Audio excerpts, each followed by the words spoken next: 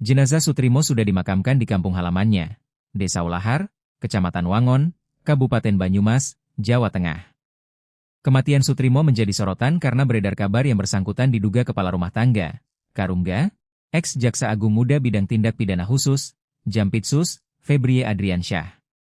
Sutrimo ditemukan dalam kondisi tidak sadarkan diri di halaman Klinik Morden, Kebayoran Baru, Jakarta Selatan pada Kamis 23 Juli 2026 pagi. Saat ditemukan kondisi korban mengeluarkan busa dari mulut dan hidung. Korban dinyatakan meninggal dunia setelah tubuhnya dibawa ke RS Muhammadiyah Taman Puring. Sebelum kematian Sutrimo ramai diperbincangkan, ternyata jenazahnya sudah dibawa ke kampung halamannya di Banyumas. Setelah jenazah dipulangkan dari Jakarta, Sutrimo langsung dimakamkan pada Kamis, 23 Juli 2026, malam.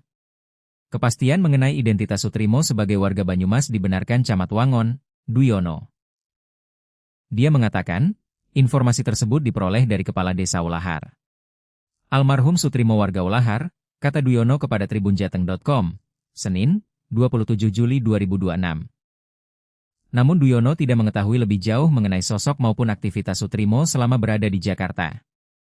Dia hanya memastikan setelah jenazah tiba dari Jakarta, pihak keluarga langsung memakamkannya pada malam itu juga.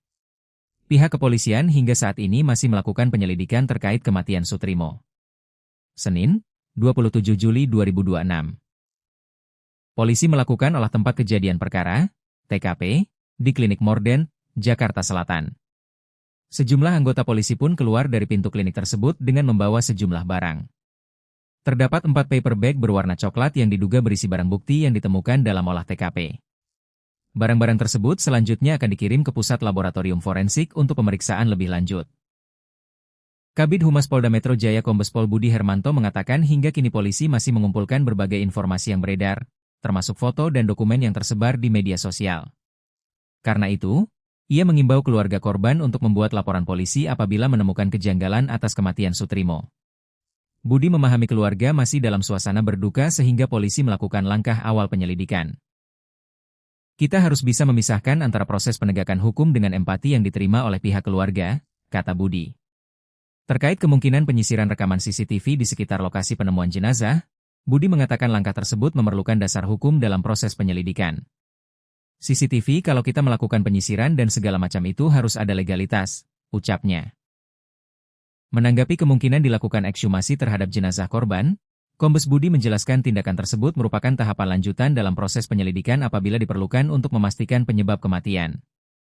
Ekshumasi dilakukan nanti apabila untuk menentukan penyebab kematian seseorang. Ada tahapan-tahapan yang harus dilalui terlebih dahulu, katanya. Ia menambahkan, ketentuan mengenai ekshumasi telah diatur dalam Kitab Undang-Undang Hukum Acara Pidana, KUHAP. Dalam kondisi tertentu, tindakan tersebut dapat dilakukan untuk mengungkap apakah kematian seseorang tergolong wajar atau tidak wajar. Hingga kini, Polda Metro Jaya masih melakukan pendalaman dan belum menyampaikan kesimpulan terkait penyebab kematian Sutrimo. Polisi memastikan perkembangan penyelidikan akan disampaikan kepada publik setelah proses pendalaman selesai.